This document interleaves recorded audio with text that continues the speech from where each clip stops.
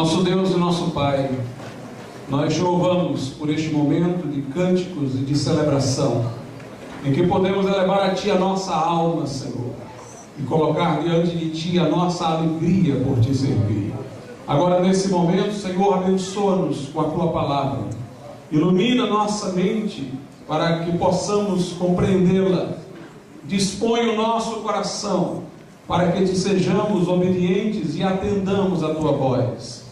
Impressiona o nosso coração com verdades eternas, ó Pai, e que o Senhor possa falar ao coração de cada um de um modo particular e alcançar aqueles que não conhecem a Cristo de modo salvífico, para que eles venham com arrependimento e fé. Em nome de Jesus. Amém, Senhor. Vamos abrir as nossas Bíblias no livro do profeta Isaías, no capítulo de número 61. Isaías, capítulo de número 61. Começando pelo versículo 1, é uma passagem messiânica, profética, acerca do Senhor Jesus. Isaías 61, a partir do versículo de número 1.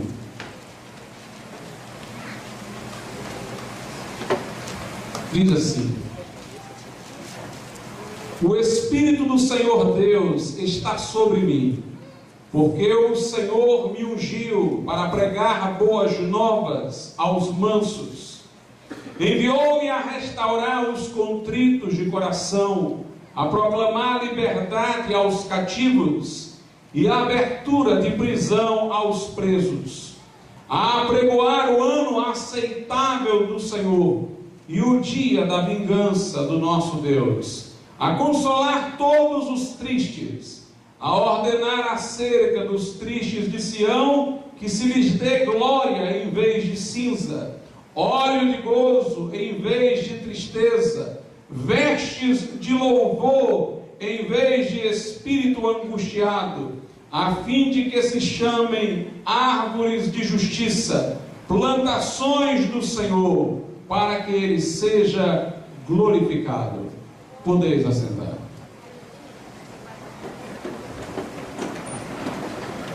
Meus amados irmãos, uma das doutrinas mais importantes do cristianismo, porque dizem respeito ao próprio Deus, porque diz respeito ao próprio Deus, é a doutrina da triunidade de Deus. Deus é uma substância, e Deus é uma substância manifesta em três pessoas: Pai, Filho e Espírito Santo. A nossa convicção de que Deus é triuno resolve problemas que os filósofos gregos nunca resolveram. Não alongar-me-ei neste aspecto, mas Francis Schaeffer, por exemplo, disse que uma das angústias dos filósofos gregos era a conciliação do uno com o múltiplo. O mundo parecia ordenado de maneira a se salientar que a realidade última era uma só, mas o mundo era diversificado, parecendo ao mesmo tempo ser a realidade última plural. Alguns filósofos enfatizaram a unicidade, outros a pluralidade, mas nunca souberam resolver a conciliação entre ambas. Mas crendo nós num Deus triuno, então a realidade última, que é Deus, é unidade e é pluralidade ao mesmo tempo. Por outro lado, C.S. Lewis, em sua obra clássica, Cristianismo Puro e Simples, ousou, com muitas ressalvas, porque nós não temos como explicar a Trindade senão por metáforas, não está ao alcance da nossa linguagem a explicação da Trindade. Necessitamos de figuras. E C.S. Lewis tentou ali, com ressalvas, representar a Trindade como uma dança. Pai, Filho e Espírito Santo numa relação eterna de amor. O Pai ama o Filho, como disse Jesus em João 17, o Pai me amou antes da fundação do mundo. O Filho ama o Pai, e essa circulação de amor dá-se através de um espírito de amor, que é o Espírito Santo de Deus, Ele próprio também pessoal. E Lewis, na oportunidade em que comenta sobre isso, ele está tentando contestar um antropólogo que, imaginando que Deus não fosse triuno, supôs que a razão de Deus ter criado o mundo foi para ter súditos. A visão do tal antropólogo colocava Deus como alguém caprichoso, tirano, desejoso de ter pessoas aos seus pés, apenas para esnobar a sua superioridade. Mas Lewis diz, se nós entendermos que a realidade inicial, que é Deus, é relacional, se Deus é mais do que simplesmente um poder, Deus é relacional, é intra-relacional. Dentro dele há uma relação, Deus é amor, e para haver amor, e Deus é amor desde a eternidade, era preciso haver um amante e um amado, pelo menos. Então diz ele, Deus é como se fosse essa dança de amor eterna, e Deus criou para tornar suas criaturas participantes dessa dança. Como diz lá em João 17, Jesus ora ao Pai e diz, Pai, referindo-se à igreja, que eles sejam um em nós, como eu sou um em ti. Portanto, o desejo de Deus não era simplesmente de criar seres para se colocar como soberano sobre eles e tê-los como seus súditos, mas Deus, sendo amor, quis pôr as suas criaturas integradas a essa relação de amor. Cabia ao próprio Adão, no princípio, trazer a natureza para Deus.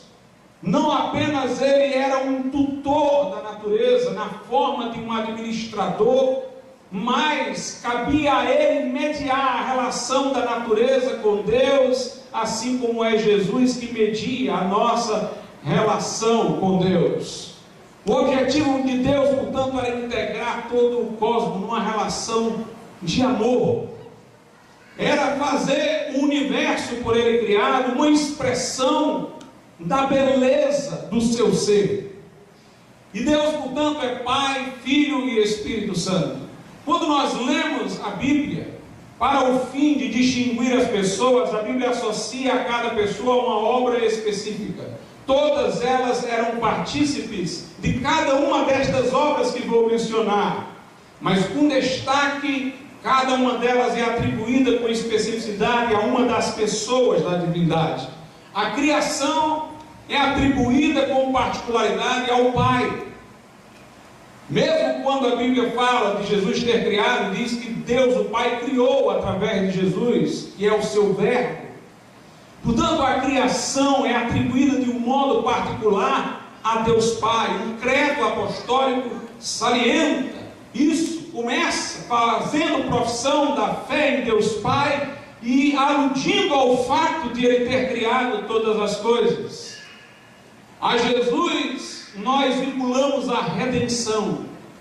Uma vez tendo o mundo sido criado, o homem tendo sido criado, havendo pela transgressão do homem a iniquidade entrado na história, o cosmos foi desordenado em parte, a corrupção veio à natureza humana, o homem tornou-se pecador e havia necessidade de uma obra redentora. Somente Deus poderia prover para o homem redenção. O homem era incapaz de salvar-se a si mesmo. E então Deus envia seu Filho Jesus Cristo, que faz-se homem, que se encarna. Enquanto o homem, embora tentado, não peca. e assume as nossas culpas, levando-as sobre si para caminhar o madeiro e lá ser traspassado por amor de nós, fazendo compensação por nossa culpa, expiação, e obtendo-nos por sua morte e sangue vertido o perdão de pecados, ressurgindo ao terceiro dia para assunto aos céus, à destra do Pai, seu nosso sumo sacerdote, advogado, intercessor. E o Espírito Santo é apresentado na Bíblia como o Espírito revelador. Ao Espírito Santo nós associamos a revelação, as sagradas Escrituras. A Bíblia diz que nenhuma profecia da Escritura é de particular interpretação, mas homens falaram movidos pelo Espírito Santo. Portanto, ao Pai nós fazemos reverência à criação, ao Filho a redenção, ao Espírito Santo a revelação escriturística. Mas nós, irmãos, percebemos que quando o cristianismo surgiu, e mais do que nunca a doutrina da triunidade de Deus fez-se explícita, porque a revelação é progressiva. No Velho Testamento já havia elementos para se concluir em Deus uma pluralidade, mas o delineamento das pessoas dessa triunidade de Deus se fizeram manifestas com maior clareza no Novo Pacto. Quando surge o Novo Testamento, surge a igreja, e ela caminha na sua simplicidade primitiva, na sua pureza, na sua ortodoxia. Ela funciona como sal da terra, como luz do mundo. De modo curioso, aquela igreja primitiva não tinha representação política, não tinha força econômica, mas ela, pela pregação do Evangelho, pelo testemunho, pela voz profética naquela sociedade romana, consegue exercer um grande poder de influência, sendo sal da terra e luz do mundo, como disse Jesus. E o que nós vemos é que paulatinamente, na medida em que o cristianismo cresce, muitas coisas começam a mudar. A escravidão começa a desaparecer. É verdade que no final da Idade Média, início da Idade Moderna, houve escravidão dos negros africanos, mas ali já era uma deturpação de uma cristandade afeiçoada ao iluminismo incipiente que vinha do humanismo da Renascença. A verdade é que no que tange ao estado inicial do Império Romano, paulatinamente a escravidão foi ficando sem sentido na medida em que o cristianismo se expandia. Os cristãos não propunham uma revolução para a libertação daqueles escravos, até porque não era como a escravidão negra. A escravidão negra era opressora, tinha uma antropologia errada, julgava o de cor negra inferior, e aí os cristãos verdadeiros tinham que falar veementemente contra e se opor em movimentações como fizeram. Mas a escravidão no Império Romano decorria de dívidas não pagas, de guerras vencidas, e o próprio escravo aceitava essa condição, em função de lhe ter sido poupada a vida numa guerra em que ele foi vencido. No sentido de que, não tendo podido pagar uma dívida, ele agora deveria oferecer sua vida em serviço. Tão aceita era a escravidão que não havia senzala, como nós temos hoje, como nós tínhamos na época da escravidão negra. Não havia correntes constantes, exceto para os gladiadores, que eram pessoas já sentenciadas a mortes, que faziam sua morte ocorrer como uma exibição. E nós percebemos, meus irmãos, que os cristãos, à medida em que cresciam, eles mostravam que deveria haver uma relação de amor entre o Senhor e o escravo. Muito embora aquela pessoa continuasse na posição de escravo, o Senhor não lhe tratava como alguém antropologicamente inferior, lhe devotava amor, reconhecia-o como irmão. E com o passar do tempo, as relações afetivas se tornaram tão difundidas no meio dessas relações institucionais que ninguém julgava mais a escravidão necessária. Ela findou ela quebrou os seus grilhões sem uma revolta armada, por uma revolução de princípios, por uma formação de nova mentalidade. Os cristãos conseguiram mudar pessoas, e mudando pessoas, mudaram mentalidades. E a escravidão naquele tempo findou. A luta dos gladiadores passou a ser proibida quando o cristianismo tornou-se mais expressivo e o Império Romano, ao menos nominalmente, aceitou o cristianismo. Não havia mais guerra de gladiadores, luta de gladiadores, e portanto nós ali tivemos uma verdadeira mudança. O Império Romano defendia práticas abortivas, mas depois foram proibidas por influência do pensamento cristão. Entre os pagãos havia uma prática que Aristóteles fazia dela apologia, e outros também, de se rejeitar as crianças enfermas quando nasciam, colocá-las em um lugar para morrerem, abandonando-as. Mas o cristianismo fez essa prática ser vista como abominável. E meus irmãos, a ênfase do cristão nessa época era Pai, Filho e Espírito Santo. Mas começou o problema quando a igreja romana medieval usurpou a tarefa que era do Espírito Santo, pôs-se acima das sagradas escrituras, colocou suas decisões conciliares no mesmo patamar que a Bíblia, colocou as decisões hierárquicas como infalíveis. E aí, nesse momento, a Escritura ficou em posição subalterna à igreja, e o Espírito Santo despojado dentro da doutrina dessa igreja de sua real função.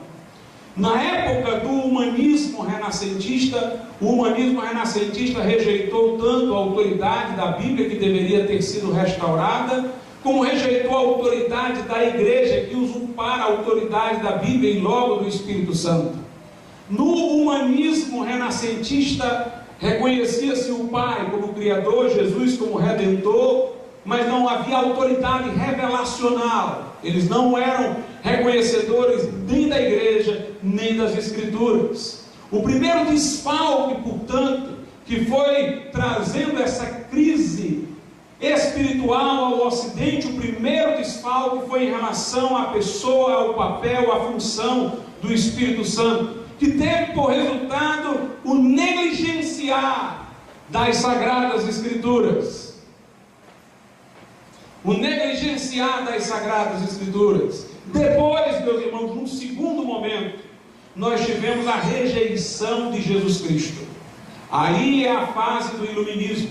Mas antes de eu falar no iluminismo, eu ressalto que a reforma teve um papel importante para resgatar a função do Espírito Santo, para enfatizar a Bíblia. A reforma foi o grande momento em que o desfalque foi suprido, em que voltou-se à Escritura, mas aquela linha de decadência que vinha do humanismo, passado o fervor da reforma, teve a sua continuidade. E o iluminismo negou a divindade de Jesus Cristo. Jesus era visto como um homem, um grande mestre, um sábio, um filósofo, mas não mais como Deus. Eles mantinham a posição do Pai, era o chamado deísmo. Não criam em milagres, não criam em intervenção sobrenatural de Deus, não criam em que Deus se fez carne na pessoa de Jesus, já não reconheciam a autoridade das Escrituras, mas acreditavam em Deus Pai como Criador. Não tinham ainda teorias substitutivas da origem do universo, ainda não havia ninguém que tivesse suposto um Big Bang casual, uma evolução casual. Então eles ainda mantinham a figura de Deus. Então note como o processo de degeneração aconteceu. Primeiro, a subtração da posição do Espírito Santo e consequentemente das Sagradas Escrituras, quando a igreja romana usurpa esta posição.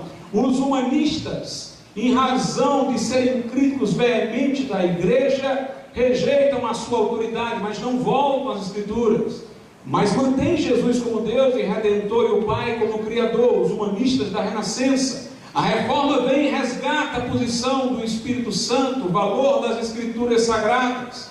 Mas passado o fervor da reforma, aquela linha de decadência que começou com a igreja romana, passou pelo humanismo, continua no deísmo. Negam-se as Escrituras como inspiradas por Deus, nega-se Jesus como Deus encarnado, mantém-se apenas Deus como o Criador, para se justificar a origem e a conservação das leis do universo. Mas depois vem a terceira fase, em que se nega o próprio Deus Pai como Criador, com teorias alternativas sobre a origem do universo que possam dispensar Deus.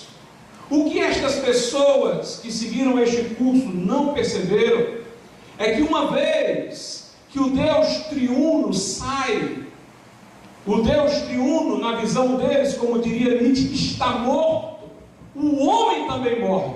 E aliás, Nietzsche prognosticou isso. Ele disse: admitindo que Deus está morto, o próximo passo será admitir que o homem está morto. O que é que ele quis dizer com isso? Ele quis dizer que este homem que nós imaginamos no Ocidente, dotado de dignidade, que tem direitos fundamentais, inalienáveis, que tem uma vida inviolável, este é o homem que foi criado à imagem e semelhança de Deus. Se nós não mais concebermos o homem deste modo, perdem razão de ser os direitos humanos, a dignidade da pessoa humana, a inviolabilidade da vida. Se o homem é apenas um animal com um cérebro mais complexo, se o homem é apenas um animal que distingue-se dos outros quantitativamente, não qualitativamente, se ele não tem uma alma imortal que transcenda a história, se ele é apenas esse ser débil que vive 60, 70, 80 anos, então não há mais fundamento para asseverar que ele tem uma dignidade especial. Consequentemente, os fortes devem mandar nos fracos, assim o disse Nietzsche. Consequentemente, aqueles que podem aproveitar a vida, que o façam. Não há mais um respeito pelo outro ser humano, não há mais algo que fundamente direitos humanos inalienáveis, dignidade da pessoa humana. E nós estamos vendo este mundo, entre aspas, chegar. Um mundo sem significado, um mundo sem valor, um mundo em que o homem é substituível, não vale como cidadão, mas como consumista, em que ele é tratado de acordo com o seu poder de consumir, não porque tem um valor intrínseco. Nós estamos vivendo nessa época de depressão, de suicídio, de vazio que temos agora. E a nossa preocupação como cristãos é de trazer ao mundo novamente sentido, ou de reconhecer o sentido que Deus deu ao mundo. O que nós queremos é trazer de volta Pai, Filho e Espírito Santo. É preciso que as pessoas reconheçam que este mundo teve um Criador. Eu louvo a Deus pelos que trabalham com design inteligente, Marcos Eberle, com quem eu estarei na próxima semana, lá em Goiânia, palestrando para alunos, que têm se esforçado, militado, para mostrar que o universo ordenado, a sinfonia, a sincronia de todas as coisas, testemunham que há uma mente por trás de todas essas coisas, que há a mente do Criador, que há um Deus que pôs ordem em tudo, que as coisas que estão aí são sofisticadas demais para o acaso e o passar do tempo justificar, ainda que sejam milhões de anos. Deus, portanto, é o Criador, e cabe-nos, meus prezados irmãos ouvintes, nessa noite, que nós, dentro do ambiente universitário, procuremos nos engajar neste compromisso de mostrar que este universo tem fonte e origem, que sua origem não é algo menor do que ele, mas algo maior do que ele. O efeito não pode ser maior do que a causa. Este universo não pode ter vindo de coisas minúsculas que prosseguiram para essa ordem, mas este universo veio da mente excelente do Deus infinito, daquele que é o alfa e o ômega, o primeiro e o último, o princípio e o fim. Foi Ele que, por sua palavra de ordem, criou todas as coisas. Nós temos que resgatar o valor das Sagradas Escrituras, mostrar que este livro é autêntico, que as descobertas arqueológicas não o negam, mas o confirmam, que o relato que ele tem da criação se mostra capaz de enfrentar os fatos, que o que aconteceu com Jesus de fato ocorreu, que sua ressurreição passa pela prova de um tribunal, ouvidas as múltiplas testemunhas que estão na Bíblia. E nós temos, meus prezados, que mostrar que Jesus Cristo é Deus feito carne que habitou entre nós. Resgatar a posição de Jesus dentro das universidades, inclusive. Ele é a luz que alumia todo homem que vem ao mundo. Há uma evidente posição de divórcio entre o homem e Deus. Algumas pessoas dizem: pastor, como é que eu poderia provar a alguém que o homem foi criado no princípio reto, transgrediu, e que o pecado ocasionou tudo isso, que agora exige a ação redentora de Deus, se eu não estive lá, se ninguém esteve lá para testemunhar os fatos? Mas a prova de que isso aconteceu está em nós hoje, na nossa existência. Todos nós temos uma nostalgia, como disse C.S. Lewis. Todos nós temos uma saudade de um estado originário e feliz. Essa é a razão de os homens criarem tantas utopias, muitas das quais já faliram, como o comunismo. Essa é a razão de, mesmo nos períodos mais ateístas, mais racionalistas, nós encontrarmos na literatura pessoas que falavam de lugares paradisíacos, de ilhas do Pacífico, onde as coisas estavam bem e as pessoas viviam felizes. Estava lá no coração deles a noção de um paraíso originário. Todos nós desejamos a felicidade, e as pessoas desejam a felicidade ainda que não saibam dizer o que ela é. Elas desejam algo de que tem saudade, que é verdadeiro. Elas desejam um caminho de casa que ainda não encontraram. Agostinho é que diz: como o homem deseja ser feliz sem saber o que é a felicidade, mas é porque está na nossa memória coletiva, de humanidade, não de indivíduo, o nosso estado originário. Por outro lado, todos nós percebemos em nós uma divisão. Nossa consciência reconhece valores nobres que nós temos dificuldade de realizá-los. Homens corruptos são capazes de fazer discursos éticos belíssimos. Notadamente, há uma divisão no ser humano entre o homem que foi criado e o homem que agora é. Esta tensão dentro dele agora revela que há dentro dele uma pessoa capaz de ver a nobreza e uma pessoa incapaz de realizá-la. Portanto, o testemunho de que fomos criados retos, de que houve uma queda, está na nossa própria existencialidade. A Bíblia é capaz de, com a sua narrativa, explicar melhor como nós nos sentimos do que qualquer outra teoria imaginável. E notadamente, este homem caído, dividido, desintegrado, precisa de redenção. E não está ao seu alcance consegui-la, mas Jesus veio buscar e salvar o que se havia perdido. A Bíblia Sagrada testemunha de Jesus. Uma das provas de sua veracidade é a sua unidade interna. Como eu disse, fatos não a contestam, mas a confirmam. Descobertas não a negam, mas a confirmam. Mas para além desse testemunho exterior, que poderia ser favorável não apenas à Bíblia, mas a qualquer documento histórico escrito condizente com a realidade, existe um testemunho interno da Bíblia que é até mais forte. Primeiro é a sua excelência.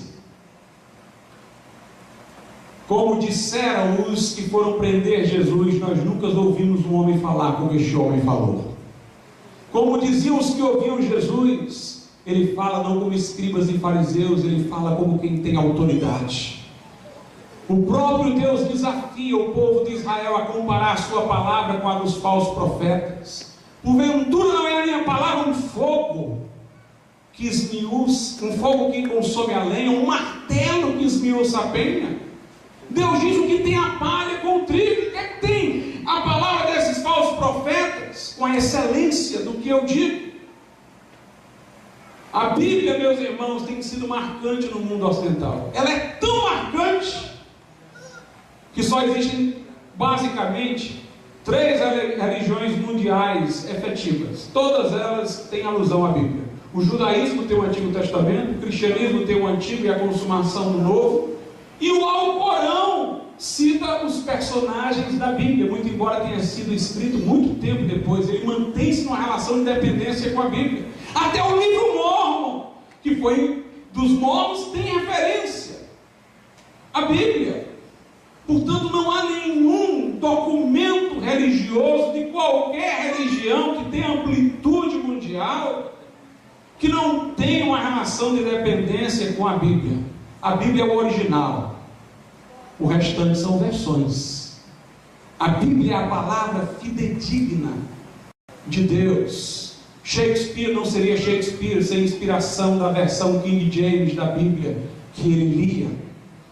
As grandes figuras literárias não existiriam sem a Bíblia, em que encontraram paralelismo.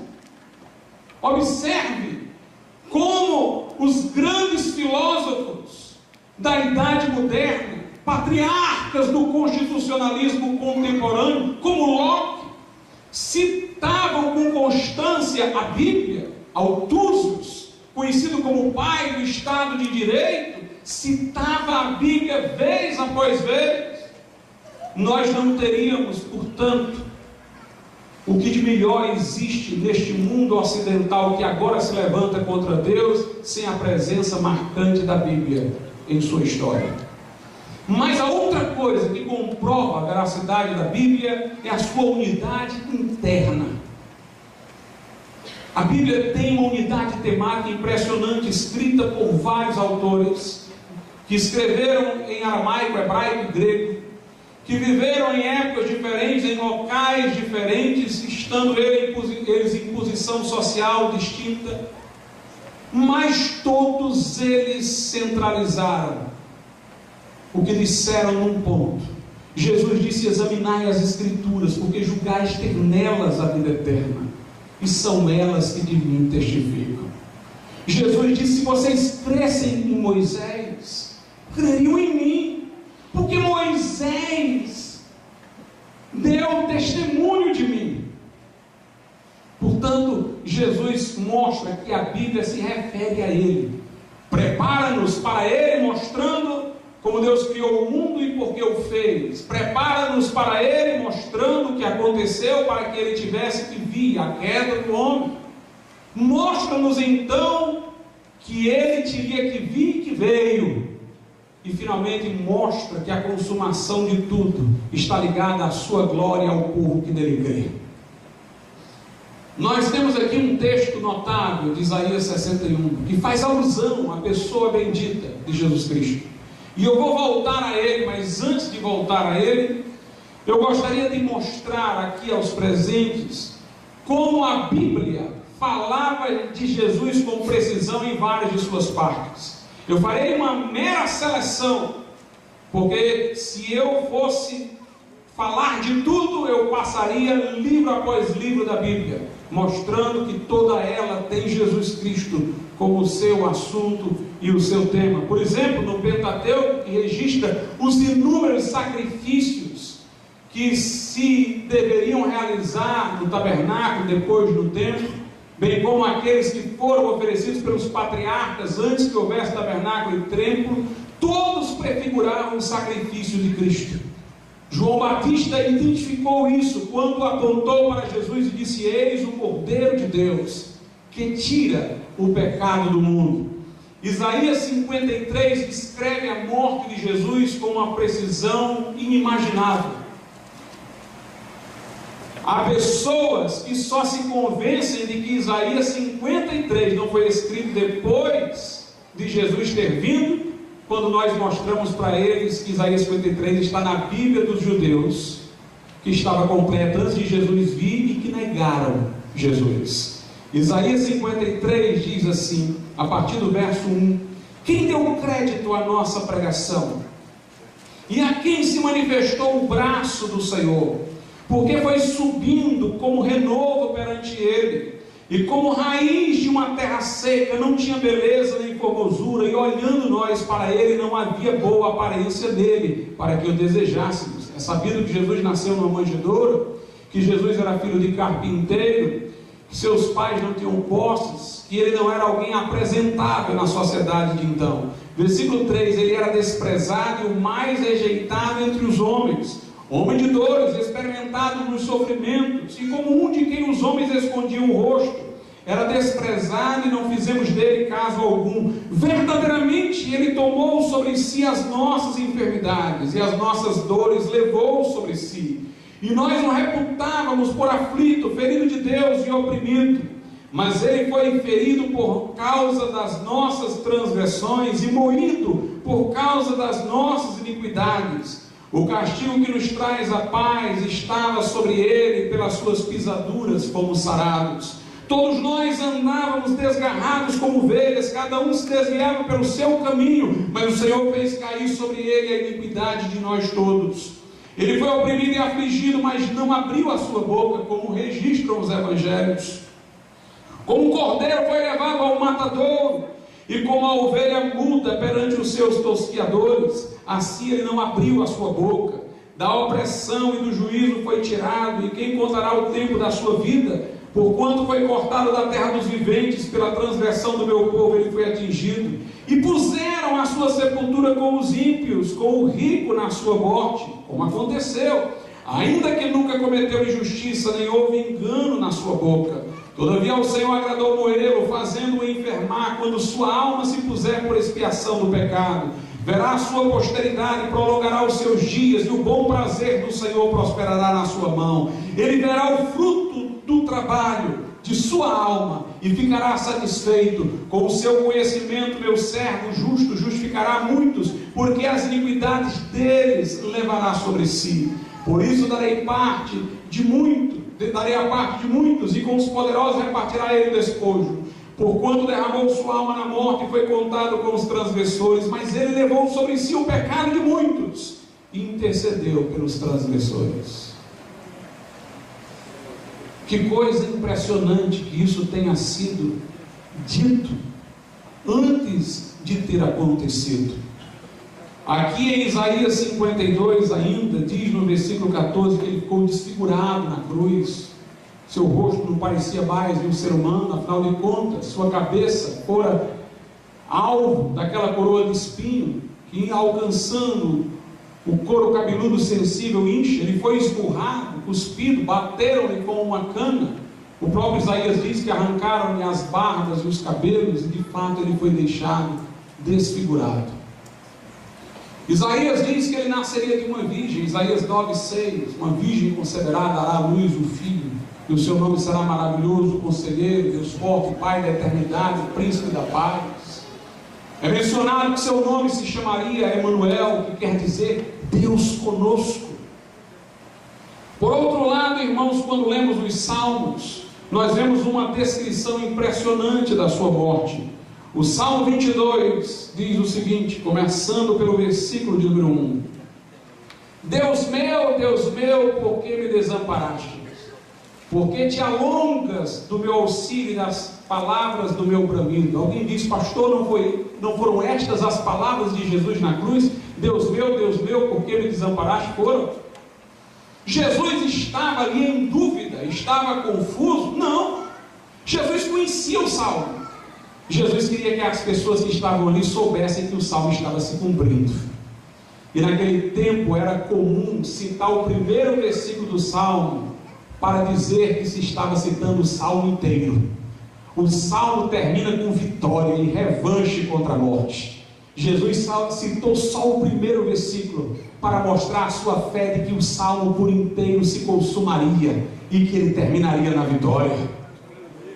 Uma das coisas maravilhosas que vejo na Bíblia, irmãos, é que Deus quer compartilhar, entre aspas, os seus sentimentos com aqueles a quem Ele ama. Quando Deus foi destruir Sodoma e Gomorra, Ele disse: ocultarei eu alguma coisa a Abraão? Deus diz que nada faria sem revelar aos seus servos, os profetas. Oséias, por exemplo, foi ordenado por Deus a casar com uma mulher ímpia que o trairia, e Deus disse que isso aconteceria, para que Oséias pudesse entender a dor do abandono e da traição, e pudesse dizer a Israel os malefícios de a nação ter traído a Deus, com sentimento, entendendo o que se passava no coração de Deus. Abraão, pai da fé, chamado amigo de Deus. Alguns perguntam por que Deus levou Abraão a quase sacrificar seu filho, amando tanto Abraão, para que Abraão ali pudesse ser participante dos sentimentos de Deus. Deus queria que Abraão pudesse entender o que seria para ele entregar o seu próprio filho por amor de nós. E Jesus disse: Abraão viu o meu dia e alegrou-se. E Davi, irmãos, nas suas angústias, ele profetizou sobre as angústias do Messias, de alguma maneira suas angústias pessoais. Deus permitiu a elas, pela inspiração do Espírito Santo, participar da angústia do Salvador, porque Davi era um homem segundo o coração de Deus. Paulo disse: eu completo o que falta em mim nas aflições de Cristo. E nós também temos esta mesma oportunidade. Nós somos participantes com Ele dos seus sofrimentos, para ser participantes da sua glória. Sofrer para nós é como um sacramento, ou seja, comunica graça, porque se eu sofrer, entender que o meu sofrimento é uma expressão do sofrimento de Cristo, então quando eu estiver fraco, é aí que eu vou estar forte.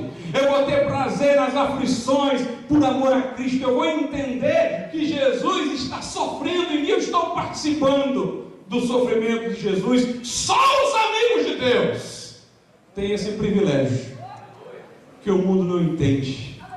Quando o pastor Eládio, que me corrija, não sei se foi perpétua ou felicidade, uma delas, das mártires dos primeiros dias do cristianismo, estavam na cela antes de serem levadas à arena em Roma para serem dilaceradas por feras.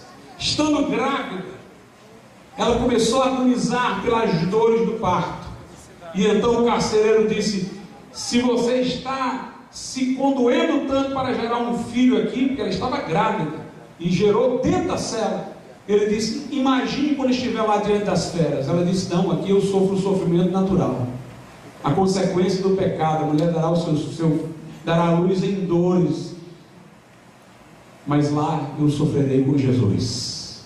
E ela morreu heroicamente, desafiando até as feras para vir sobre ela, porque ali ela estava participando dos sofrimentos de Cristo.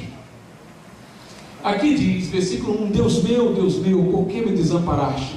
Mas veja aqui a continuidade, versículo 7 do Salmo 22: todos os que me veem zombam de mim, estendem os lábios e meneiam a cabeça, dizendo: confiou no Senhor, que o livre-o, pois nele tenho prazer.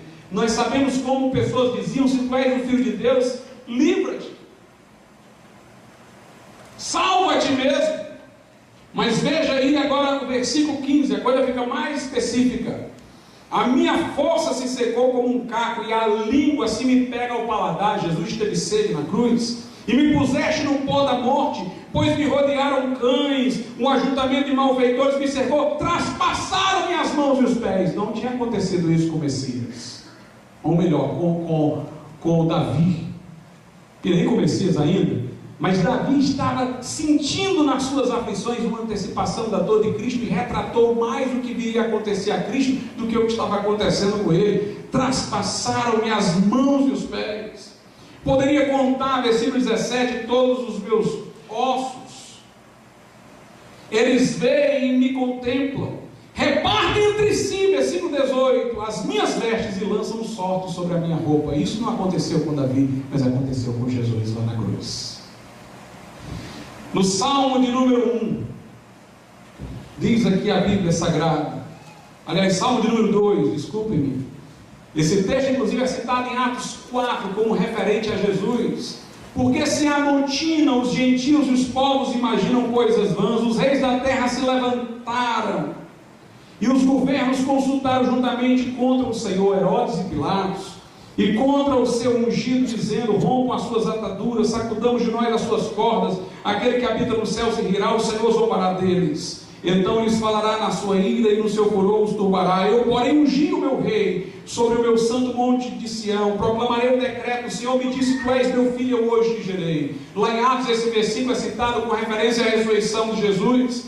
No versículo 12, a alusão ao Filho de Deus. Note, para quem quer ver a Trindade no Velho Testamento: beijai o Filho, para que se não ire, e pereçais no caminho, quando em breve se acender a sua ira. Bem-aventurados todos aqueles que nele confiam. Lá mais adiante, no Salmo de número 16, faz-se alusão à ressurreição de Jesus. Seu corpo não veria a corrupção, porque ressuscitaria antes da putrefação. Salmo 16, a partir do versículo de número 9: portanto está alegre o meu coração e se regozija a minha glória, também a minha carne repousará segura, pois não deixarás a minha alma no inferno, nem permitirás que o teu santo veja corrupção. Portanto, nós aqui estamos vendo uma alusão clara à ressurreição do Senhor.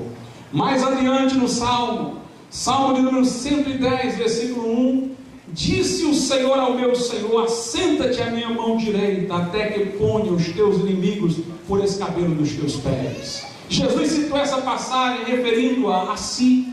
Ele disse aos fariseus: vocês dizem que o Messias é filho de Davi, mas Davi o chamou de Senhor quando disse o meu Senhor, que é o Pai, disse o Senhor, o Pai, ao meu Senhor, que é o Filho.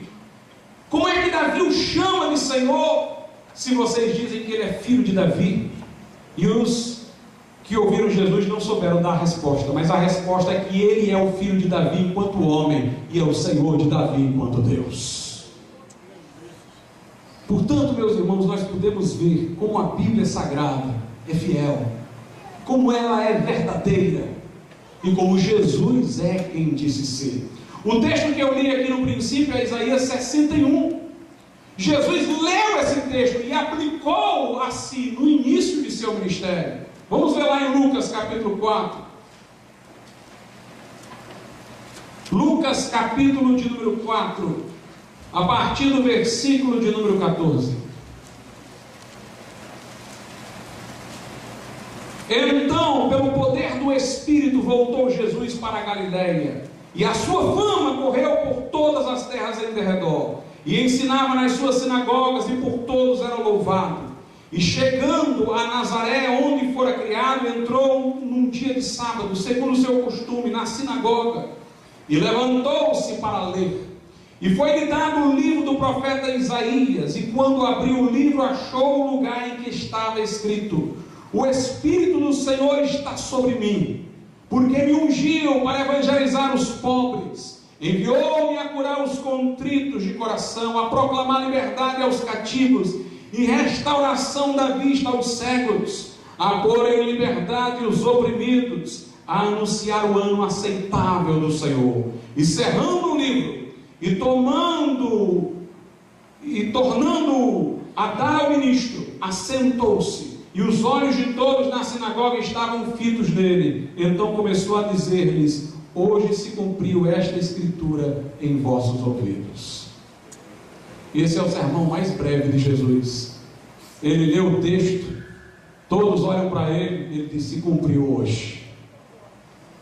O que vocês estão lendo aqui era o ministério de Jesus, que era descrito pelo profeta Isaías. Meus irmãos, é maravilhosa a palavra de Deus. Nós sabemos que Jesus foi ser batizado por João Batista aos 30 anos. Lucas faz questão de dizer que ele tinha 30 anos. Por quê, pastor? Porque aos 30 anos o sacerdote era consagrado, conforme o Pentateuco. Aos 30 anos ele se lavava como parte da cerimônia de sua ordenação ao sacerdócio. Jesus ali ia iniciar o seu ministério. Por isso desceu as águas no Jordão, e a Bíblia diz, aos 30 anos. O próprio João Batista que o batizou, sobre ele já havia sido profetizado. Quando perguntaram a ele, quem ele era? Tu és o Cristo? Ele, não. És Elias? Ele disse, não. Quem tu és? Ele citou Isaías, João, eu sou a voz do que clama do deserto.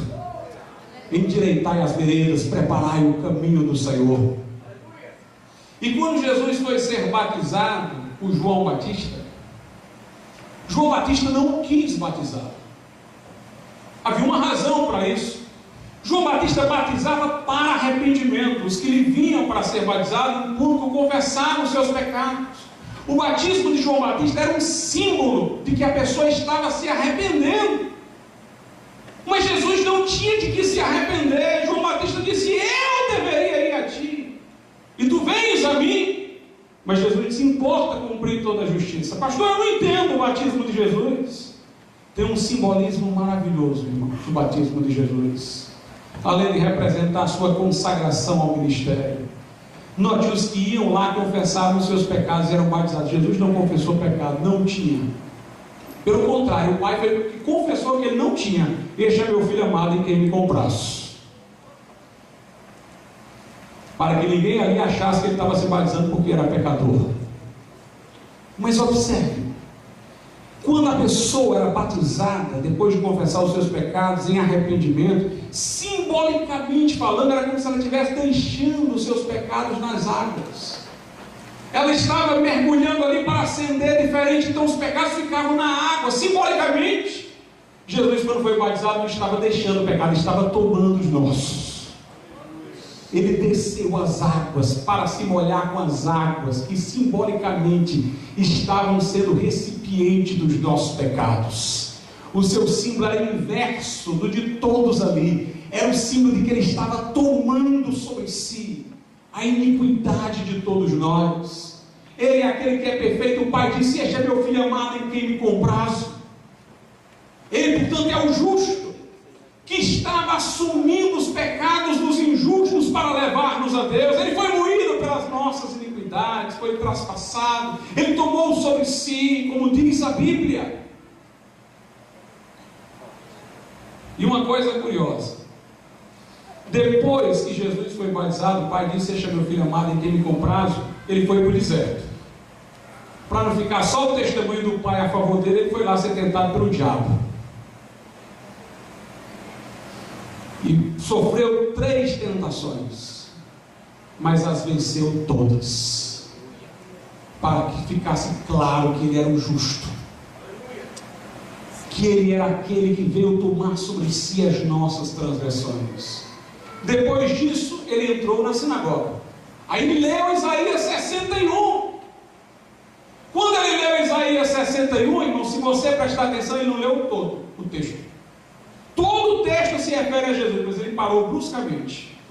Ele foi lendo, o Espírito do Senhor Deus está sobre mim, Lucas 4,18, pois me ungiu para evangelizar os pobres, enviou-me a curar os contritos de coração, a proclamar liberdade aos cativos, restauração da vista aos cegos, a pôr em liberdade os oprimidos, e anunciar o ano aceitável do Senhor.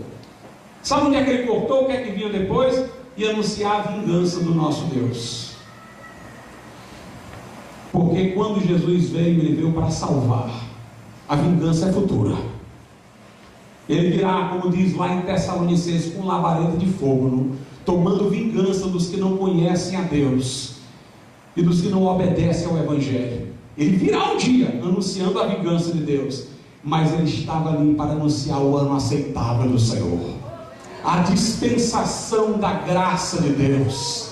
Ele estava ali para anunciar as boas novas, que há perdão para os que se arrependem, que há salvação para os que creem. Por isso que quando Jesus saiu das águas do Jordão, o Pai disse, este é meu filho em quem me compraram. O Espírito Santo desceu sobre ele em forma de pomba.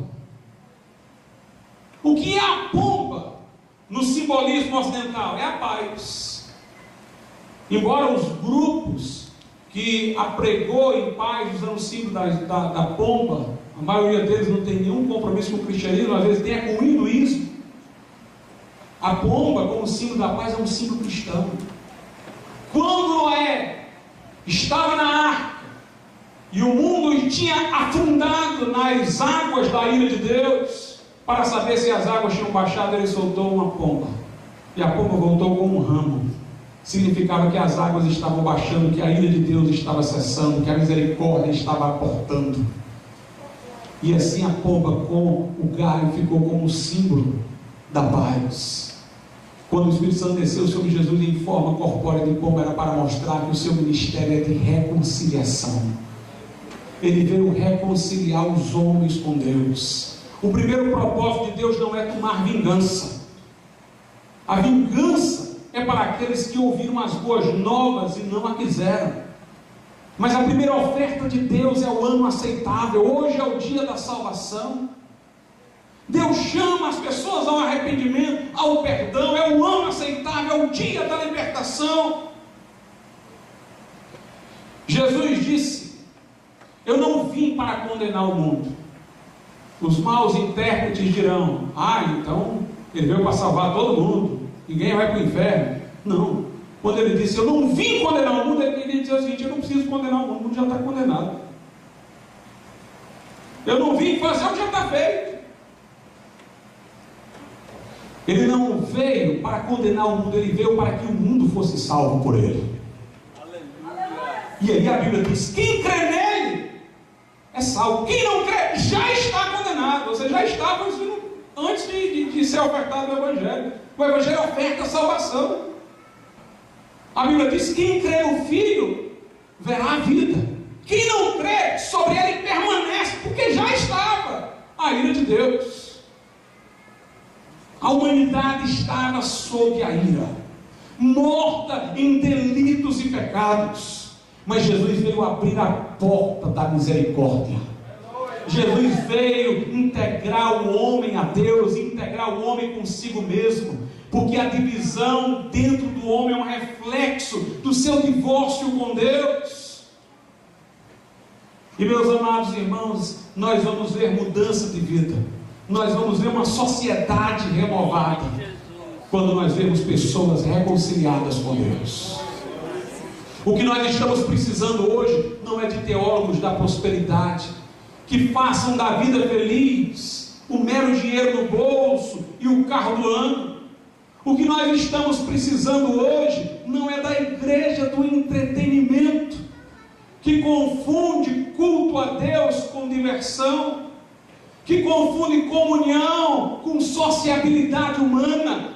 O que nós precisamos é da ação redentora sobrenatural de Deus, que quebra o grilhão, que rompe a cadeia, que constitui um novo homem, com uma nova mentalidade, com uma nova visão. Nós vemos isso maravilhosamente no texto de Isaías que li. O Isaías 61, eu vou ler porque aqui é completo. O Espírito do Senhor Deus está sobre mim, porque o Senhor me ungiu para pregar boas novas aos mansos, enviou-me a restaurar os contritos de coração. O homem ao quebrado é pelo Evangelho restaurado, a proclamar liberdade aos cativos. Quantos estão aí cativos?